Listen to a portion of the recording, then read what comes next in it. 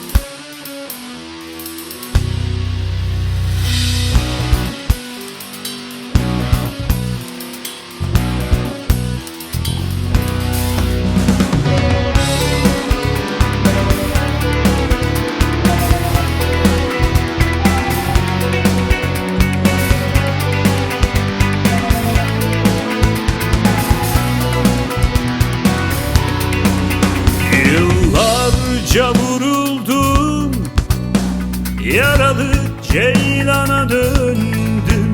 Oysa vuruldukça nice avcılar gömdüm. Hiç olmazsa uyurken bir yüz taşıyoruz. Belki o zaman bir parça masumuz, ama yetmez, yetmiyor işte.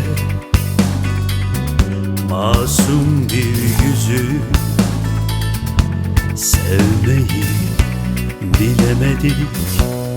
Bana göre değil, ne de sana göre. Takmışız çıkarmalı maske.